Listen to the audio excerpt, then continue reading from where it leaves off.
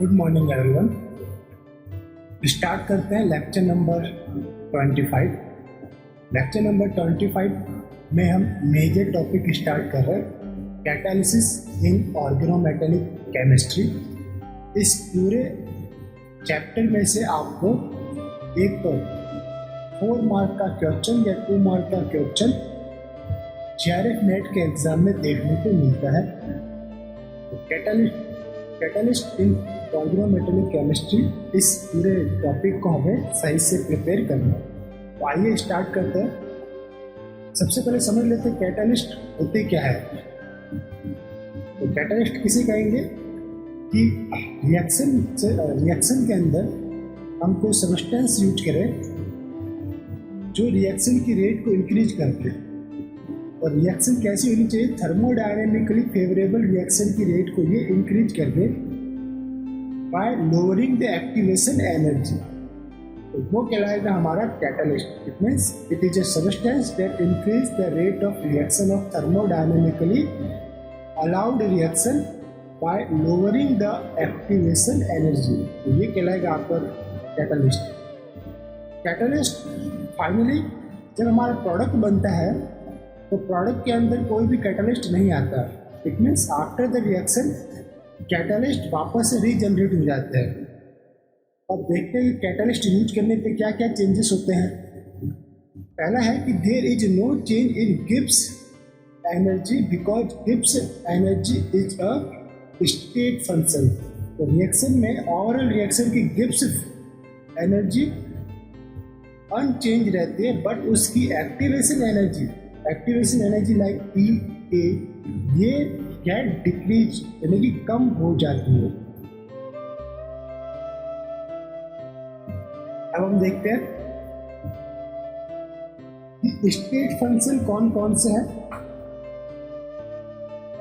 Okay, ये देखिए like S entropy, internal energy U से रिप्रेजेंट करते हैं। H means enthalpy, A means Helmholtz energy, G means Gibbs energy, V means volume, P means pressure, T means temperature.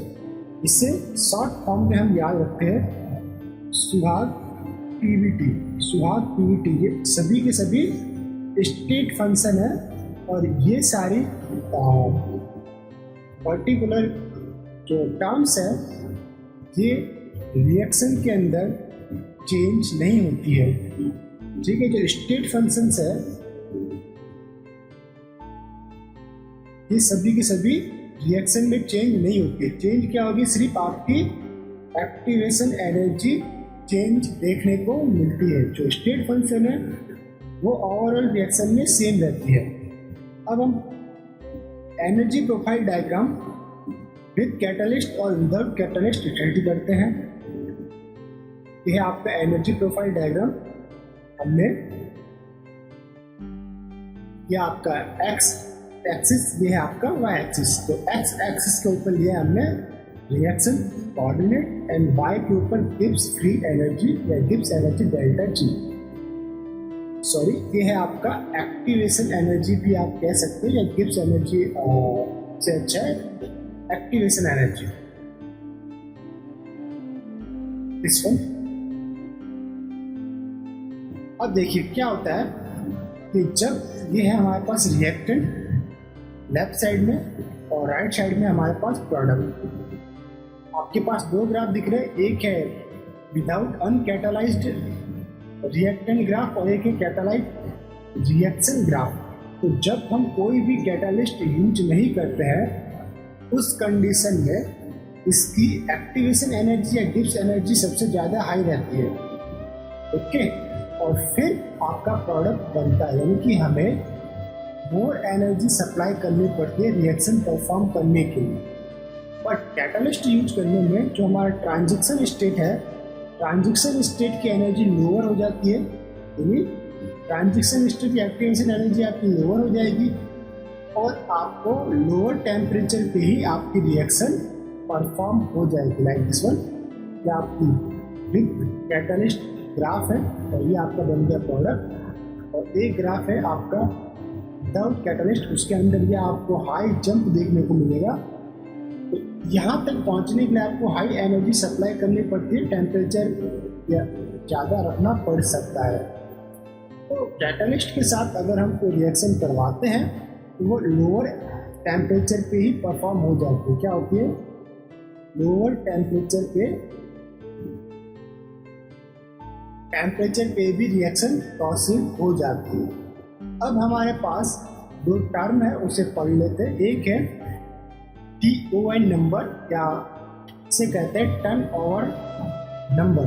Turn over number क्या है? Definition लेते हैं इसकी पहले कि number of moles of a reactant converted bye 1 mole of catalyst और number of product formed, इसे आप अलग हाईलाइट करते हैं, नंबर ऑफ प्रोडक्ट फॉर्म्ड पर मोल ऑफ कैटलिस्ट। मीन्स कि आपका 1 मोल कैटलिस्ट कितने मोल रिएक्टेंट को प्रोडक्ट में कन्वर्ट करता है, ये कहलाएगा आपका TON नंबर। तो mole of reactant upon mole of catalyst multiplied by percent yield of product. इससे हमें याद रखना TON नंबर। अगर किसी कैटलिस्ट का TON नंबर हाई है, उस कैटलिस्ट की लाइफ ज़्यादा होती है, कैटलिस्ट से प्रोडक्ट की यील्ड भी अच्छी होती है। तो higher the value of TON, longer will be the life of catalyst. अब अगर एक टर्म है कैटलिस्ट के अंदर, वो हम देखते हैं टर्न ओवर फ्रीक्वेंसी।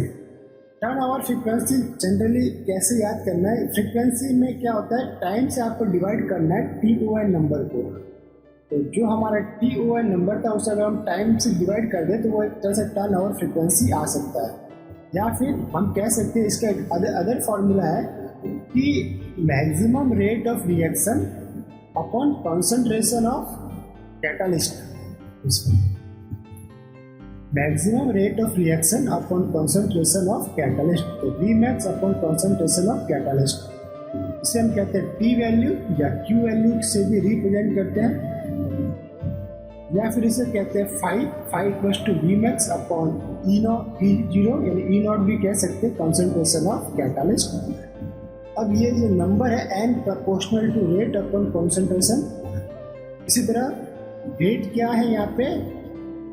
Vmax यानी मैक्सिमम रेट, और कंसंट्रेशन क्या है?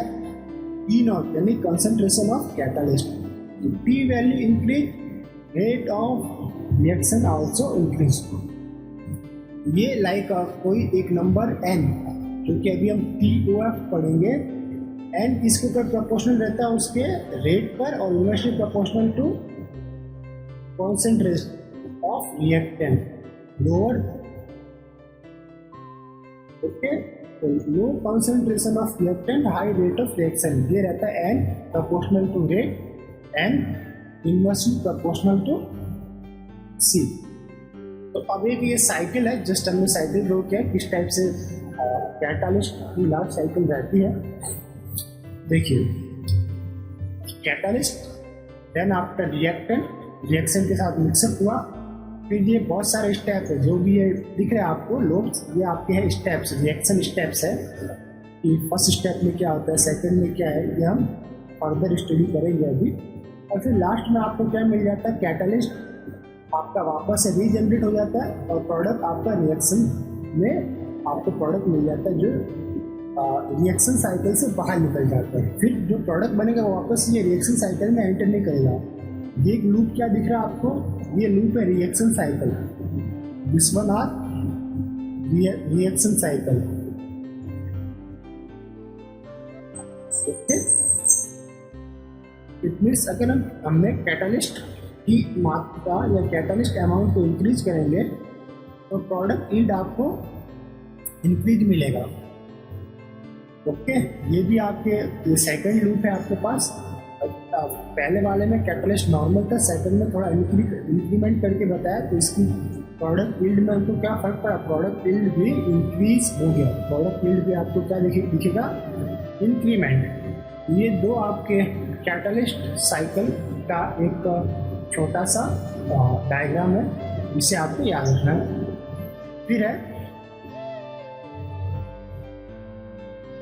T value increase rate of reaction also increase, it means, and selectivity of reaction increase. अब selectivity means किसी रिएक्शन में आपको 2 टाइप्स के प्रोडक्ट मिल सकते हैं, 2 या 2 से मोर टाइप के प्रोडक्ट मिल सकते हैं, आइसोमर्स मिल सकते हैं, तो उसमें किसी पर्टिकुलर वन आइसोमर या प्रोडक्ट का मिलना हो वो कहलाएगी उसकी सेलेक्टिविटी।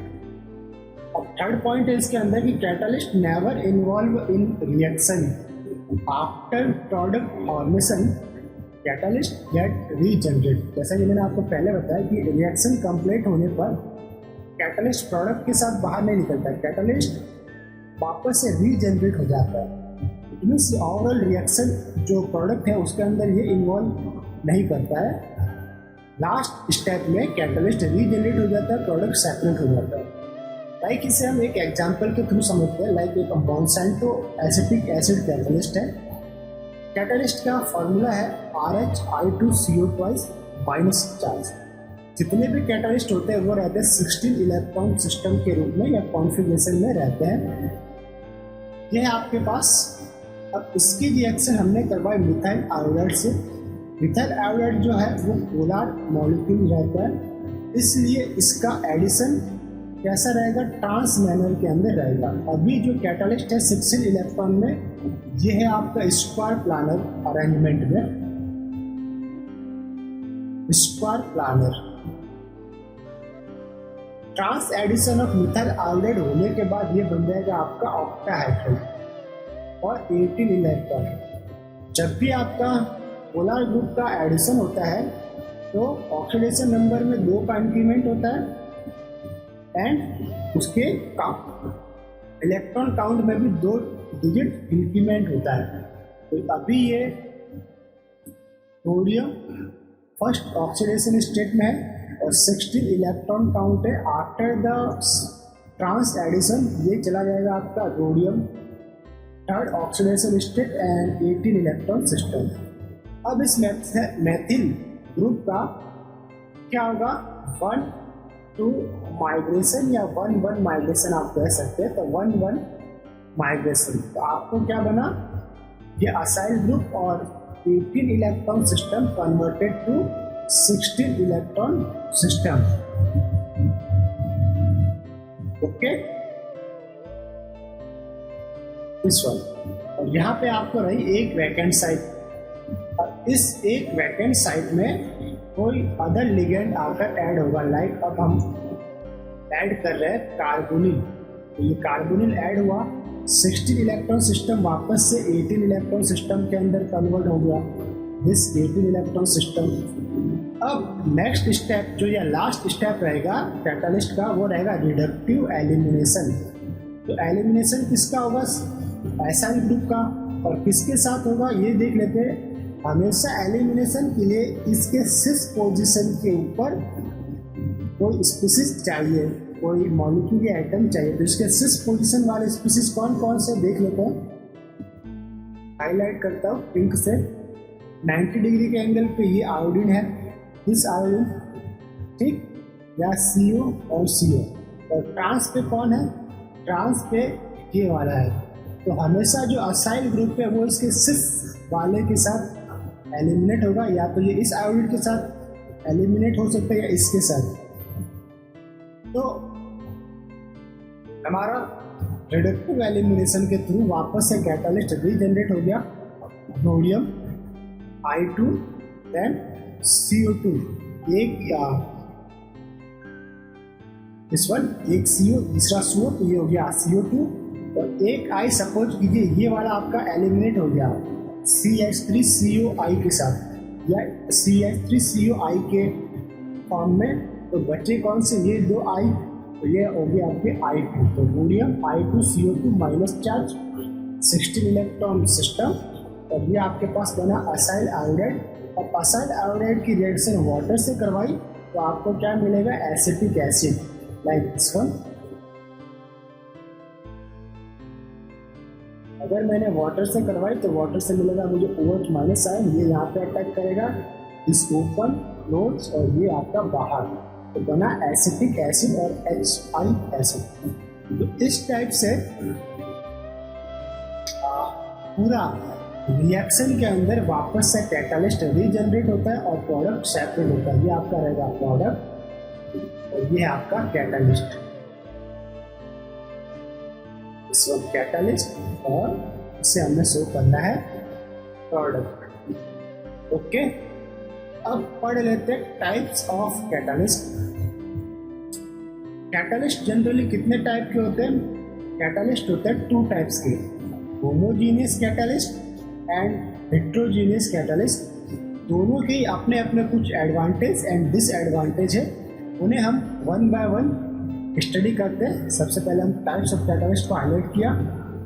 अब होमोजीनियस कैटालिस्ट के पॉइंट्स स्टडी कर लेते हैं कि होमोजीनियस कैटालिस्ट मीन्स कि आपके रिएक्शन मास में या रिएक्शन मिक्सर में reactant and catalyst both has same phase, यानी दोनों की फेज सेम है। अगर कैटालिस्ट लिक्विड में है तो रिएक्टेंट भी लिक्विड में होगा, कैटालिस्ट सॉलिड में है तो रिएक्टेंट भी सॉलिड में होगा। तो ये हो गया आपका, हमने एक रिप्रेजेंटेशन किया है और बीकर के अंदर जो भी रिएक्शन मिक्सर लिया है उसके अंदर ये जो पिंकिश कलर के अंदर है ये आपका कैटालिस्ट एंड ब्लैकिश कलर में आपके रिएक्टेंट है। दोनों के फेज सेम है और दोनों के फेज सेम होने के कारण ये well mixed reaction mixer generate करते हैं। ठीक है, इसलिए इनका रिएक्शन रेट इंक्रीज रहता है। क्यों? क्योंकि वेल मिक्स्ड सॉल्यूशन बनाते हैं। हर पार्टिकल ऑफ कैटालिस्ट दूसरे पार्टिकल ऑफ रिएक्टेंट के क्लोजनेस रहता है, जबकि हेट्रोजीनियस में reactant and catalyst are in different phase. Means अगर रिएक्टेंट आपका आप कह सकते हैं कि अगर लिक्विड फॉर्म में है तो कैटलिस्ट आपका सॉलिड फॉर्म में हो सकता है जो कि अनसॉल्युबल रहेगा लिक्विड के साथ, तो वो आपका 2 डिफरेंट लेयर के रूप में एग्जिस्ट करते हैं। Like 2 different liquid which are unmixable, जैसे ऑयल एंड वाटर। तो ऑयल वाटर आपका जो ऑयली है वो आपका चला जाता है अपर लेयर में, वाटर आएगा लोअर लेयर में। इसी तरह आपने कोई रिएक्शन परफॉर्म की, इसमें आप DCM सॉल्यूशन ले रहे हैं और आपका कैटालिस्ट सपोज कीजिए DCM सॉल्यूशन में है और आपका जो रिएक्शन सॉल्यूशन है या जो आपका रिएक्टेंट है वो सपोज वाटर सॉल्युबल है, वो वाटर लेयर के अंदर एग्जिस्ट करता है। तो इस टाइप से वो डिफरेंट फेज में हो सकते हैं, डिफरेंट स्टेट में हो सकते हैं। आपका कैटालिस्ट सॉलिड फॉर्म में हो सकता है जबकि आपका रिएक्टेंट सॉल्युबल रह सकता है, लिक्विड फॉर्म में रह सकता है। इस टाइप से भी आप कह सकते हैं इसे। तो इनकी रिएक्शन रेट कम रहता है कंपेयर टू होमोजीनियस। तो ऐसा क्यों होता है? क्योंकि हेट्रोजीनियस कैटालिस्ट वेल सॉल्युबल नहीं होते, ये सभी के सभी रिएक्टेंट के साथ वेल मिक्सअप नहीं रहते हैं। जो एक्टिवेटेड सरफेस रहता है इसके अंदर लोअर रहता है। ठीक है, अगर हमारे पास कोई ग्राइंडेड पार्टिकल्स है तो उसका एक्टिवेटेड एरिया ज़्यादा रहता है कंपेयर टू एक सॉलिड बिग मास। ओके, तो इसलिए इसकी रिएक्शन रेट कम रहती है।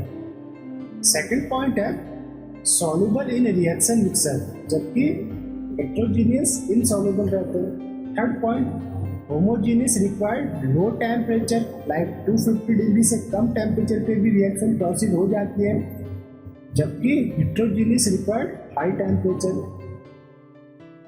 फोर्थ पॉइंट है homogeneous are more selective for product while heterogeneous are less selective for product, यानी कि हमारे पास होमोजीनियस से मोर सेलेक्टिव प्रोडक्ट मिलेंगे।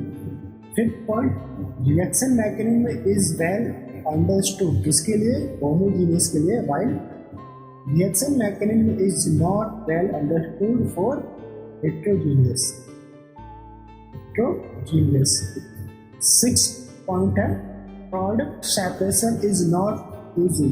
ये होमोजीनियस की एक डिसएडवांटेज है कि इसके अंदर प्रोडक्ट सेपरेशन बहुत ही डिफिकल्ट रहता है, क्योंकि सारे के सारे जो कैटालिस्ट है वो रिएक्शन सॉल्यूशन के साथ या रिएक्शन सॉल्वेंट के साथ सॉल्युबल रहते हैं, तो उसे वापस सेपरेट करना एक डिफिकल्ट टास्क रहता है। जबकि हेट्रोजीनियस में product separation is easy, directly आप इसे फिल्टर करके आपके कैटालिस्ट को आप सेपरेट आउट कर सकते हैं हेट्रोजीनियस कैटालिस्ट प्रोसेस के अंदर। क्यों? क्योंकि कैटालिस्ट अनसॉल्वेबल रहते हैं, इसलिए आपको डायरेक्ट फिल्टर करना होता है किसी फिल्टर पेपर के थ्रू। 7th पॉइंट है, ये रहता है आपका एक्सपेंसिव हेट्रोजीनियस, वाइल होमोजीनियस रहता है आपका एक्सपेंसिव, वाइल हेट्रोजीनियस रहता है आपका इकोनॉमिक, यानी चीप रहता है कंपेयर टू होमोजीनियस। एक पॉइंट है आपका कि कैटालिस्ट सेपरेशन इज डिफिकल्ट, जैसा कि मैंने आपको ऊपर बताया, जबकि हेट्रोजीनियस में catalyst separation is easy. Okay. 9th point है आपके पास, turnover frequency value is more, it means lower amount of catalyst required. Turnover frequency ज़्यादा रहती है, जबकि हेट्रोजीनियस के लिए टर्न ओवर फ्रिक्वेंसी लेस रहती है और आपको अमाउंट ऑफ कैटालिस्ट भी ज़्यादा यूज करना पड़ता है। अब है आपके पास कि कुछ होमोजीनियस कैटालिस्ट यहाँ पे हमने लिए हैं, लाइक ऑक्सो प्रोसेस के लिए catalyst cobalt CO3H, baker process के लिए catalyst like PDCl4 2- charge, and को कैटालिस्ट इसके लिए CuCl2H2O। ये आपको याद रखना है, बहुत इंपॉर्टेंट है, बेकर प्रोसेस कैटालिस्ट। फिर Wilkinson catalyst like rhodium ClPPH3, ये भी आपका होमोजीनियस कैटालिस्ट है। And 4th catalyst Monsanto acetic acid catalyst, ये है आपके पास रोडियम I2CO2- चार्ज। तो ये कुछ 4 एग्जाम्पल थे होमोजीनियस कैटालिस्ट के, और कुछ एग्जाम्पल है यहाँ पे हेट्रोजीनियस कैटालिस्ट के। ये था हेट्रोजीनियस कैटालिस्ट। पहला एग्जाम्पल था ZSM5 जियोलेट, जो गैसोलीन प्रोडक्ट बनाने में काम में आता, फ्यूल बनाने के लिए, एल्कीन टू फ्यूल।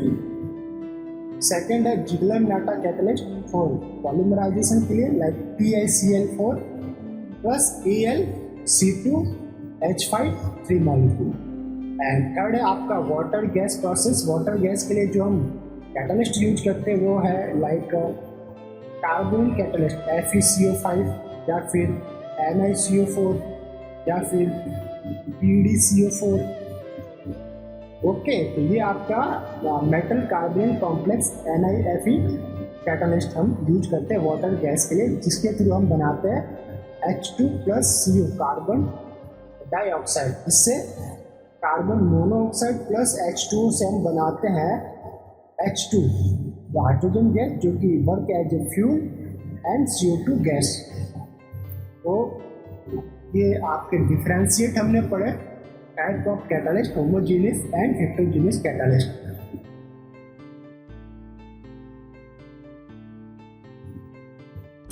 अब है आपके पास कि all catalyst are 16 electron system. जैसा मैंने आपको पहले ही बताया, कैटालिस्ट होने के लिए पहली चीज वो 16 इलेक्ट्रॉन के अंदर होना चाहिए। अब कैटालिस्ट या कैटालिटिक प्रोसेस के अंदर कौन कौन से रिएक्शन स्टेप इन्वॉल्व रहती है वो हमने यहाँ पे राइट डाउन किया है, ये आपको याद रहे। पहला स्टेप रहता है ऑक्सीडेटिव एडिशन ऑफ रिएक्टेंट। आप जो भी रिएक्टेंट यूज में लेंगे उसका क्या होगा, ऑक्सीडेटिवली वो ऐड होगा कैटालिस्ट पे। सेकेंड स्टेप, उसके अंदर अगर एल्किल ग्रुप है रिएक्टेंट में तो उसका होगा 1-2 इंसर्शन या 1-2 माइग्रेशन भी हो सकता है। सॉरी, ये सेकेंड स्टेप रहेगा आपका, ये नहीं है। सेकेंड स्टेप है आपका 1-1 migration of alkyl, 1-1 migration of alkyl group. Okay. Third step 1-2 insertion. अब इंसर्शन किसका होगा, अदर लिगैंड का। फोर्थ स्टेप ये भी हो सकता है कि बीटा हाइड्राइड एलिमिनेशन, अगर आपके पास बीटा हाइड्रोजन प्रेजेंट है रिएक्टेंट में तो बीटा हाइड्राइड एलिमिनेशन भी परफॉर्म हो सकता है। फिफ्थ स्टेप कोबाल्ट इंसर्शन भी हो सकता है। 6 और last step reductive elimination. Reductive elimination के थ्रू आपका कैटालिस्ट रीजनरेट हो जाएगा। क्या हो जाएगा, catalyst and product gate separate. Okay. और लास्ट स्टेप में हो सकता है कि न्यूक्लियोफिलिक अटैक, तो जो आपका प्रोडक्ट बना है उसको ऊपर कोई न्यूक्लियोफाइल जाके अटैक करे और एक डिफरेंट प्रोडक्ट बना दे।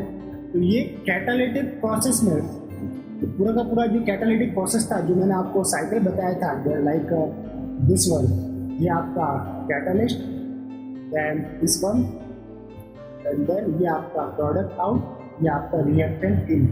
ठीक है, तो इस टाइप का जो मैंने सर्कल बताया था उसके अंदर जो ये लोब्स थे, ये लोब्स पर स्टेप्स को रिप्रेजेंट करते हैं।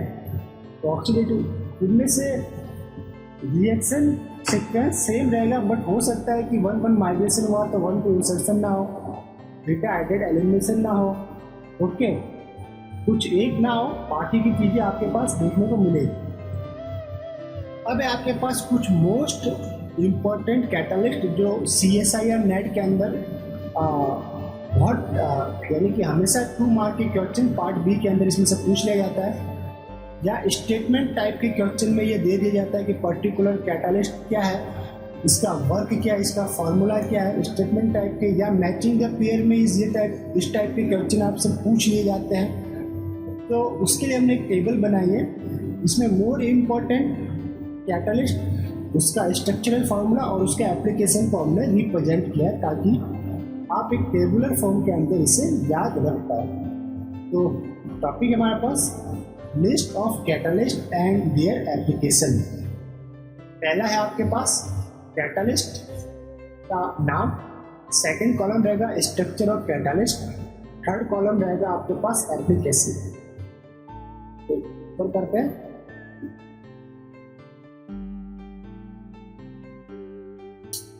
फर्स्ट कैटलिस्ट है ऑक्सो प्रोसेस के लिए कैटलिस्ट।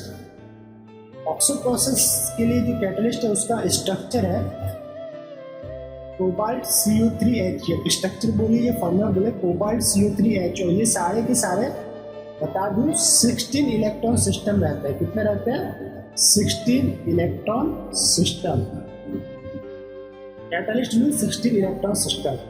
और इसका एप्लीकेशन क्या है? हाइड्रोफॉर्माइलेशन के लिए यूज में लेते हैं इसे, या फिर एल्किन टू एल्डिहाइड ये बनाता है। तो ये हो गया इसका स्पेसिफिक यूज और एप्लीकेशन। सेकेंड कैटलिस्ट है वेकर प्रोसेस के लिए कैटलिस्ट, या स्मिथ प्रोसेस भी हम इसे कहते हैं। कैटलिस्ट है आपका PdCl4 एंड को कैटलिस्ट है आपका cupric chloride CuCl2 with H2O।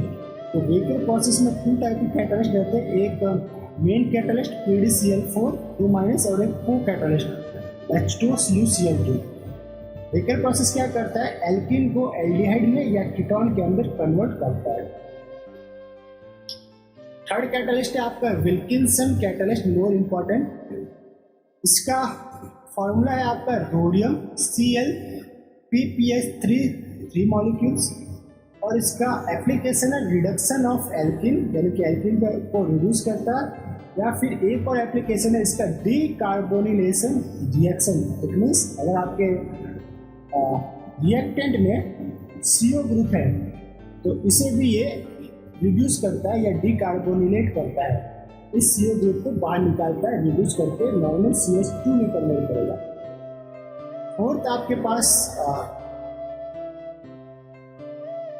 Catalyst है मोनसेंटो एसिटिक एसिड। फॉर्मूला रहता है इसका RHI2CO2- चार्ज, और इसका वर्क है या एप्लीकेशन है, ये क्या करता है? मिथेनॉल प्लस HI, या फिर हम कह सकते हैं methyl iodide lead. Methanol plus HI से क्या बनेगा? Methyl iodide.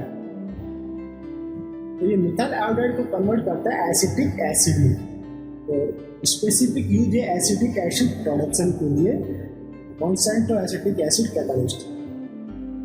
देन आफ्टर आपके पास है next Cativa acetic acid catalyst. इसमें जस्ट क्या होता है कि मेटल हमारे पास चेंज होता है, रोडियम की जगह हम क्या लेते हैं? इरिडियम मेटल यूज में करते हैं, तो कैटलिस्ट बनता है इरिडियम I2CO2- चार्ज। एप्लीकेशन इसका भी सेम है, ये भी CH3OH प्लस HI, इससे बनेगा मिथाइल आयोडाइड, इससे ये चेंज करेगा एसिटिक एसिड। नेक्स्ट आपके पास कैटलिस्ट है जिगलर नाटा कैटलिस्ट, जो इसका फॉर्मूला है TiCl4 विद Al(C2H5) मॉलिक्यूल। इसका स्पेसिफिक वर्क क्या है? Polymerization of alkene. Polymerization of alkene क्या करता है, सैचुरेटेड सिस्टम में जनरेट करता है एल्केन टू पॉलीमर जनरेट करता है। नेक्स्ट है आपके पास कैटालिस्ट है water gas catalyst.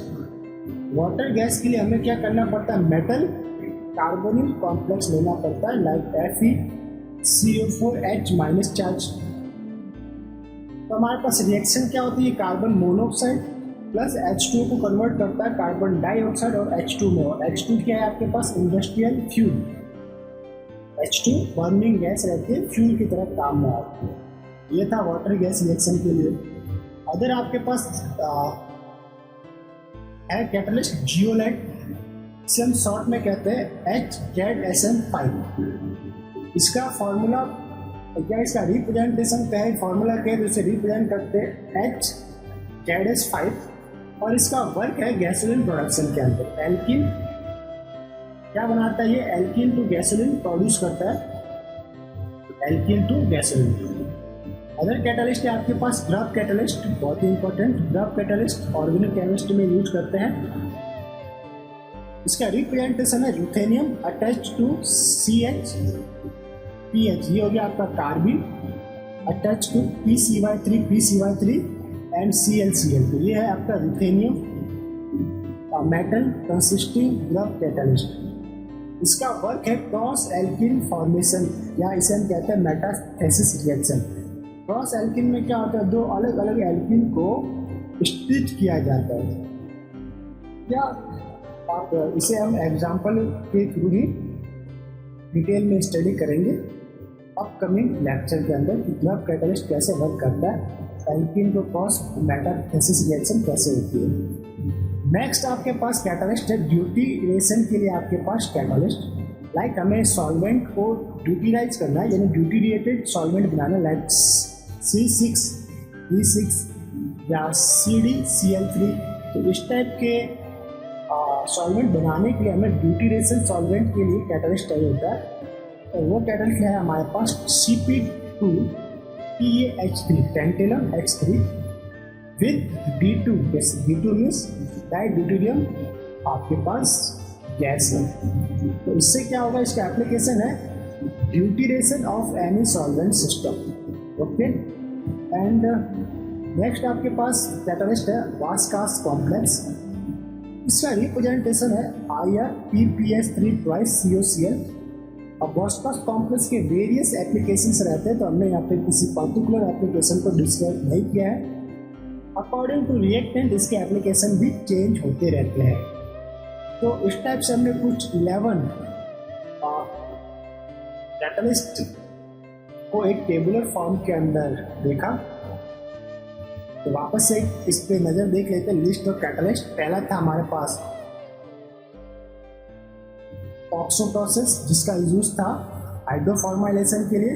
Second Wacker process, aldehyde formation ketone formation के लिए Wilkinson catalyst. Reduction of alkene या डिकार्बोनिलेशन के लिए मोनसेंटो एसिटिक एसिड।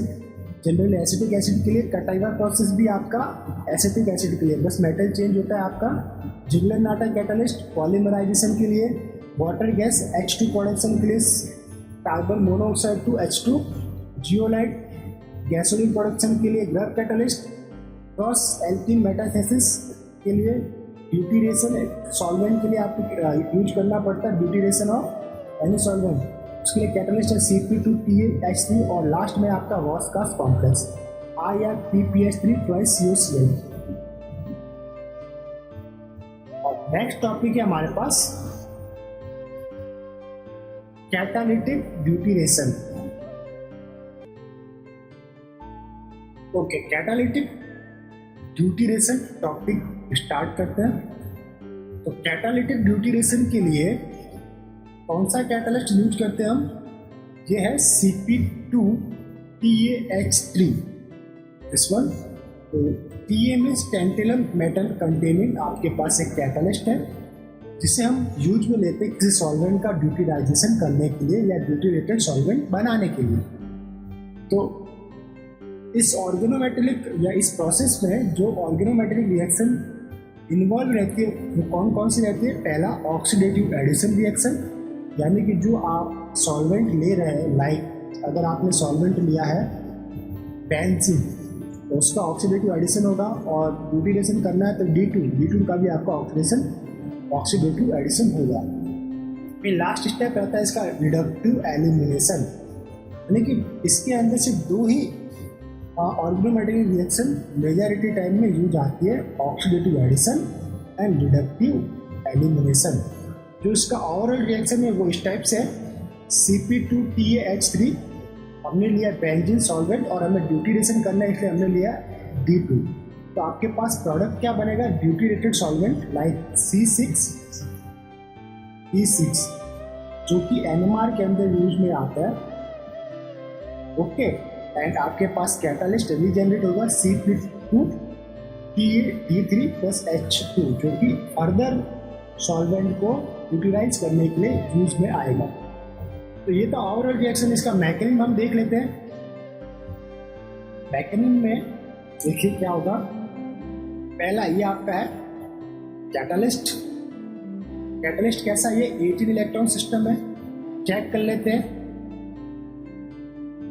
टेंटेलम क्या रहता है, टेंटेलम रहता है 5 इलेक्ट्रॉन डोनर, और Cp 5 to get 10 electron donor and plus 3H 3 electron donor, कितना हो गया 18 इलेक्ट्रॉन सिस्टम। तो फर्स्ट स्टेप रिडक्टिव एलिमिनेशन हुआ। रिडक्टिव एलिमिनेशन किसका होगा, सिस पोजीशन ग्रुप का। तो सिस वाले ग्रुप कौन से हैं, दिस H। तो H2 बाहर निकल गया और आपके पास क्या मिला, एक एक्टिव कैटालिस्ट मिला जो था Cp ट्वाइस, ये आपका Cp रहेगा, इसको हमने Ta लिखा है तो इसे Cp कीजिएगा, Cp Ta attach to Cp attach to H, ये बन गया आपका 16 इलेक्ट्रॉन कॉम्प्लेक्स। और इस 16 इलेक्ट्रॉन कॉम्प्लेक्स के ऊपर आपका सॉल्वेंट ऑक्सीडेटिवली ऐड हो सकता है। तो सॉल्वेंट हमने लिया है बेंजीन। बेंजीन के अंदर this carbon hydrogen bond is non polar रहता है। क्या रहता है, carbon hydrogen bond non polar. तो ये देगा आपका 6 ऑक्सीडेटिव एडिशन आपको देगा। तो क्या होगा, मेटल के साथ देखिए एक H तो पहले से प्रेजेंट था, दिस वन, तो दूसरा H जो ये आया, ये this H and this benzene, जिसका क्या हुआ, ऑक्सीडेटिवली एडिशन हुआ और सिस मैनर में हुआ, मीन्स ये 90 डिग्री पोजीशन है। तो इसके बीच में कितने का एंगल है, 90 डिग्री का एंगल है, सिस एडिशन देखने को मिला है। अब 16 इलेक्ट्रॉन से किस में कन्वर्ट हो गया, ये 18 इलेक्ट्रॉन सिस्टम के अंदर। ओके, अब वापस से रिडक्टिव एलिमिनेशन होगा, किसका होगा, दिस H और दिस H, ये दोनों 90 के एंगल पे हैं, ये भी कितने 90 के एंगल पे, 6 पोजीशन पे। तो इसका होगा रिडक्टिव एलिमिनेशन।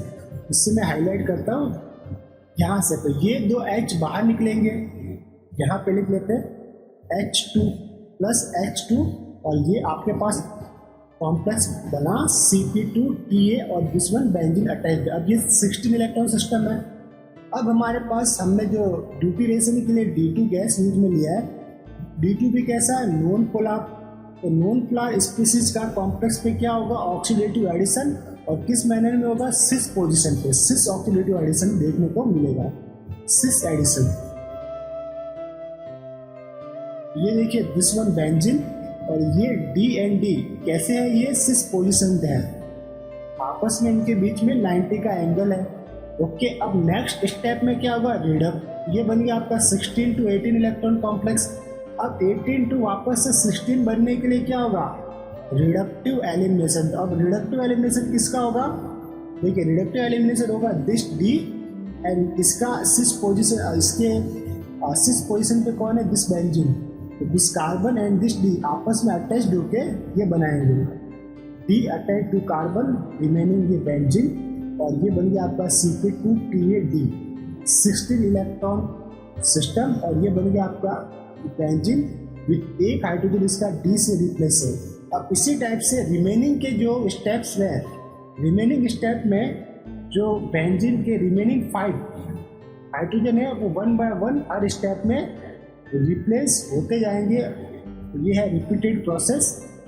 वापस से देख लीजिए, रिपीटेड प्रोसेस होगा, 16 इलेक्ट्रॉन कॉम्प्लेक्स है, उसके ऊपर इस बेंजीन का वापस से ऑक्सीडेटिवली एडिशन होगा। बट अब कौन से बॉन्ड का होगा, this carbon and this hydrogen bond का ऑक्सीडेटिवली एडिशन होगा, 6 पोजीशन में होगा, ठीक है, this one and this one का।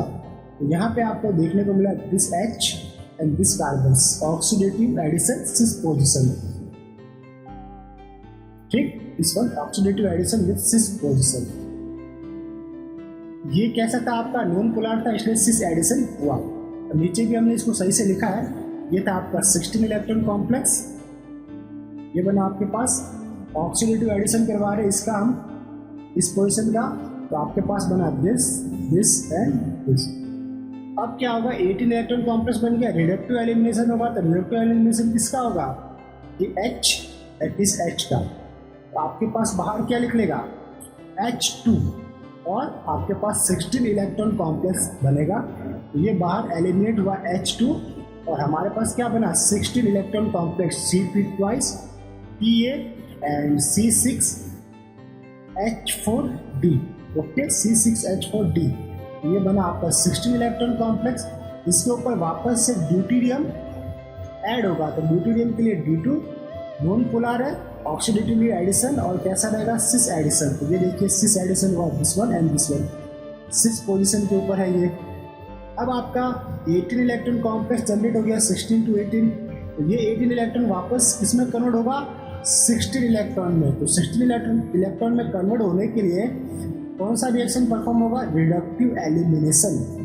तो रिडक्टिव एलिमिनेशन में कौन कौन एलिमिनेट होंगे, दिस बेंजीन, इसके सिस पोजीशन पे ये ड्यूटेरियम, ये दोनों आपस में ऐड होके बाहर निकल जाएगा। तो ये बन गया आपके पास बेंजीन विद, इसके पास आप 2 ड्यूटेरियम है। अब कितने हाइड्रोजन बचे, 1 2 3 4 हाइड्रोजन बचे।